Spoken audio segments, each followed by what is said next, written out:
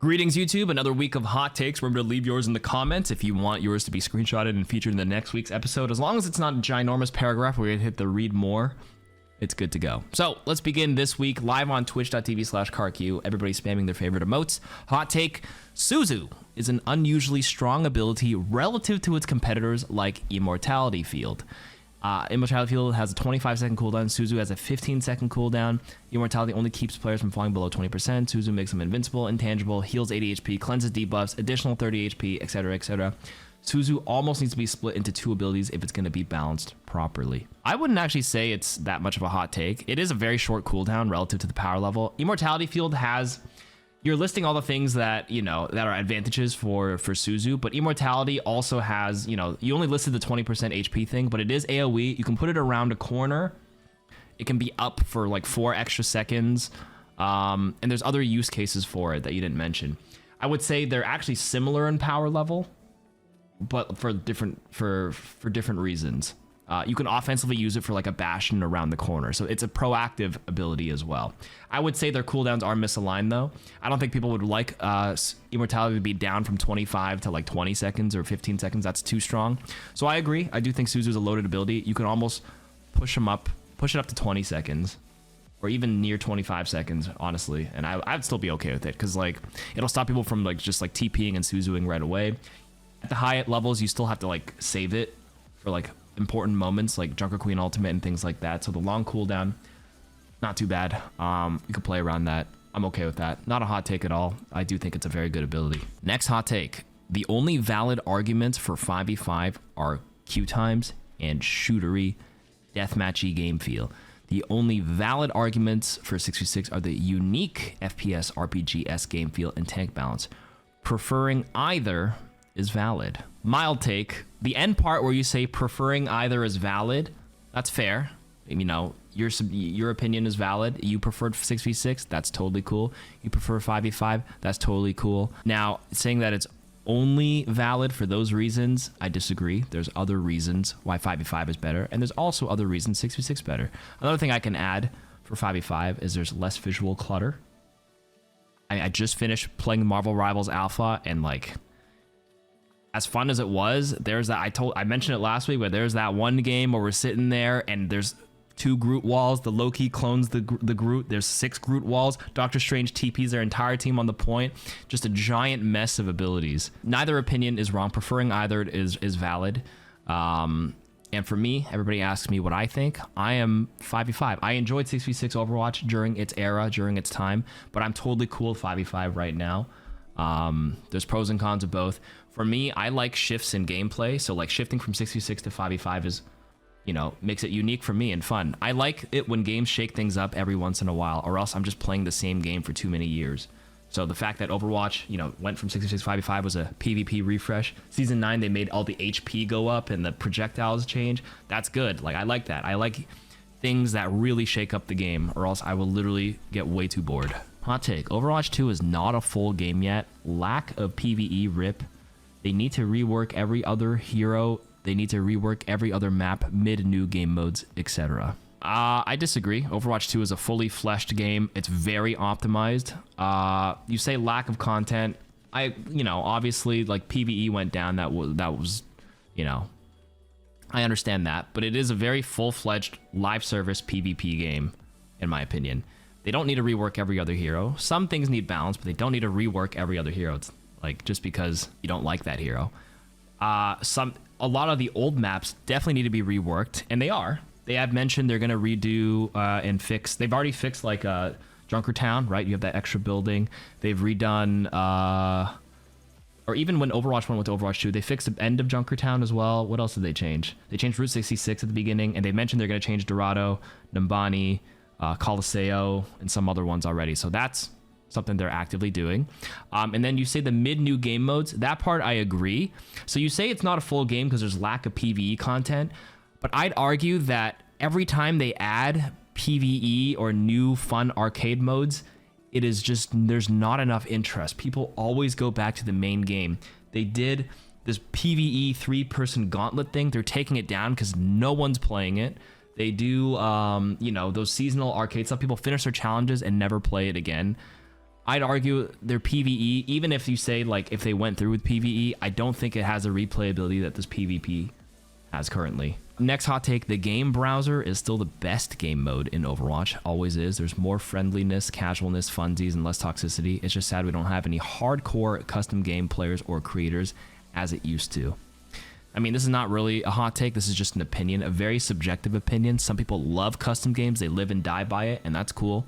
So that's what you do. In Halo 3, when I used to play Halo 3 15 years ago, everybody loved Infection and all these fun custom game modes and these rocket race cars. Like, there's a whole community dedicated for that. So that's just your opinion. That's totally cool. I don't know about friendliness and casualness. Some of these servers are a little interesting. The chill 18 plus, or I mean, the karaoke session. In any case, I agree with you. There's not as many custom game players or creators. The creators part is the thing that hurts, because workshop modes are very, very good. Workshop creators are very valued in this community.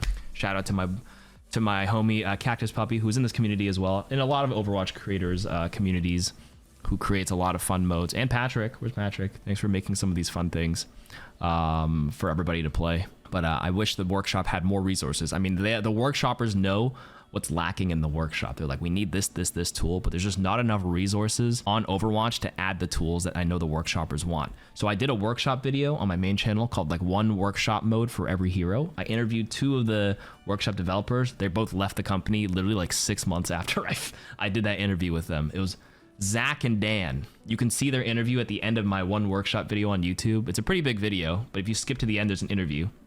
They left so quick after, and then nobody was working on workshop, if I recall correctly. Yeah, this is like 4 years ago already. They left. This has been a long time. Okay, next hot take. Ooh, the Season 9 mid-season is one of the worst hero balance patches in a while. Other than the DPS passive, which the nerf doesn't really help tanks all that. Not a hot take, but most streamers can't take a bronze 5 account to GM solo only. You'll do unranked to GM, which is fine, but most streamers will not and cannot stream bronze 5 to GM 5 solo queue only. It'll prove to streamers what most of the player base already knows. The reason why people don't do bronze 5 to GM 5 is because you have to throw your way down to GM 5, or you purchased an account which outs you as a account purchaser, which is against a TOS. They don't want that on their public name. And then B, they have to throw their account if they want to go down to bronze 5. So they don't do that for that reason. Technically, unranked to GM isn't against TOS. You're just playing a new account and playing the GM 5. And yeah, that's it. I mean, there's nothing to prove really when people do that. Their point is more streamers can't solo to GM5 even from unranked. I mean, depends what qualify. Like casual streamers like me, I can if I put enough games on support. Maybe not on the other roles right now. I can if I play enough games. But like, there's plenty of people who do it. I have on main. I've already done it. I mean, I'm just like 4 games off right now. They come back. In any case, mild take. Tanks should be given special treatment. Assuming 5v5 is here to stay, I think it's perfectly fine to buff all tanks. With compensation buffs, things like increased movement speed upon kills, an extra roll pass, or even additional passive for each tank. I mean, low-key, I think tanks are pretty good this patch. They just gave tanks more stuff this season. The armor changes help in some matchups, not all of them, but some. The knockback passive has been huge for them, and the 25% reduction in headshot on this patch is pretty good. I don't know. I think tanks are like really good right now. Finally. It was like a support meta for a while, then DPS meta in Season 9, and I really think tanks are like the core piece of a team on this patch. Okay, next hot take. Whenever an entire role is struggling due to balance or design problems, like the current tank or Season 1 support, that role has the most opportunity to carry a game. You're saying when a role is struggling, that role has the opportunity to carry a game. Okay, go on. Every role has been important regardless of how weak it is overall. In Season 10, the team that generally wins is the team with the tank who finds a way to get value without getting totally shredded. In Season 1, the team with supports who could fend off flankers generally won. You're primarily being compared against the same role on the other team, and if you can find ways to consistently get value when your role is bad, it's probably easier to win more games than when your role is good, even if it feels bad. I think I know what you're trying to get at, but like, I think that's an independent factor. Like, regardless of whether your role is good or bad, if you are better than the mirrored role, you will probably win more games regardless of whether it's strong, good or not. You just simply, if you're just better, like if tanks are bad, then yes, the other tank is bad. If supports are bad, the other supports could be bad too overall as a role. But as long as you're playing better than the other team, you just simply will win more. Whoever is less of a liability at the end of the day. Hot take, private profiles are bad for the game. Being able to see someone's profile offers a lot of information, and private profile can be detrimental to your team. Pretty true, but that's why there's a middle ground. There's obviously advantages to private profile, like toxicity and flaming and whatever, and then being locked into a hero because you just hadn't ended up playing them. People assume you're that person's main, which may not always be the case. So my middle ground solution is always like a hero preferences thing.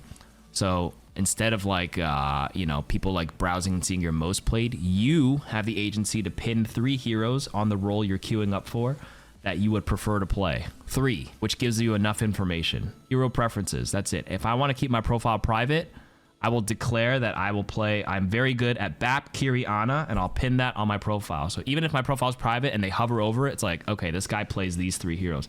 That's the information. The whole point of public profile is the information people want is to know what you play. So like, why not allow you to just pick your 3, slot it there. I don't think it even has to show your stats. Just preferred 3 heroes on each role. And you can change it. Every time you queue up, it's like, today I feel like playing Sombra, Sojourn, Tracer, and just pin those 3, and I can fill around that. That's like the perfect middle ground. Then you keep the private profile for those who don't want to be flamed for whatever. And yeah. Next hot take, Overwatch 2 is at its peak when Rein is meta. He's the standard tank in a way. Not once have I seen a Rein and my reaction be a bad one. Unlike if I were to see an Orisa, Mauga, sometimes Sig, and Ram Zarya. He has valid weak points and strong ones. For example, he can't do much himself when not in swing range, but when he's up close, he does very well. In conclusion, buff Rein, nerf Bastion. Subjective. Some people prefer when Overwatch's peak when Rein's meta. Others prefer Overwatch's peak when Winston or like Dive is meta. Still, these are two. I mean, this is your hot take, your opinion, so understandable. But he does fill that like classic tank stereotype, like you said. That's what you're trying to say. Like if you think of any game, big shield burly guy is like representative of a tank. So I see where you're coming from. That not really much to say. It's just your opinion. That's cool. Minus the buff Rein, nerf Bastion. I think Rein's actually not bad right now. And Bastion is whatever. Hot take, mag grenade and flashbang are basically the same.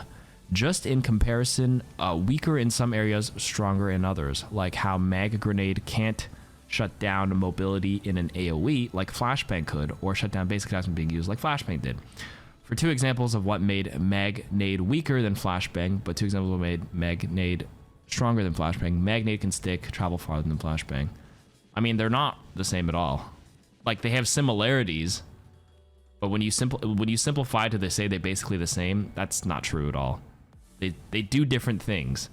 Maybe similar in that they can stop somebody from doing something, whether it's the stun or the hinder can stop like a movement thing. They draw similarities, but I still think they're different in their throw range, the way it chases, the way one does damage, one is just pure CC. You just took one of like the 5 things that are different and like compared those as a similar ability. It's different. That's a pretty hot take. Okay, next. Healing doesn't win you games. All the supports who flex their healing stat and wonder why they lose have to give value in other ways. This is also a bit of a linear way to think. Healing can win you games, but it's true that it won't always win you games if you're just heal botting. Like there's always nuance to these. A lot of these hot takes are just like healing only will never win you games. That's not true. There are games where the correct play is to actually heal bot and play for your ultimate. But that's game by game subjectiveness. The better way to phrase this is it's important to find ways to get value that aren't necessarily just healing. So if you flex and you take angles and you use your other parts of your kit, that's also very important as well. Oh, this one's a good one to speak on. Hot take. In most situations, I find it better to play into your team's strengths rather than your enemy's weaknesses. This is not a hot take. This is a good take. Actual good take. I actually encourage people to do this. Instead of feeling like you need to play to counter the enemy tank. Like if they play, you know, like a diva, like if your instinct is to play their weakness, which is like, I don't know, like a Zarya, it's like acceptable, but I actually think it's better to play into your team strengths and synergize, because you can certainly win with that more often than enemies' weaknesses. Well, I wouldn't say more often, but it's something to consider more often than just like defaulting to I must counterpick them, right? It's a team game, actual team play, right? Good take. There's nothing to say. This is a good way to encourage players to play. Facts. If they have a Pharah Mercy, I don't have to necessarily switch to hit scan. I play into my team strength. If it's like a full brawl, just say fuck it, ignore the Pharah Mercy and really lean into the strength of barreling the rest of the team. Then you'll just win because it's a 5v2, because the last two will be standing.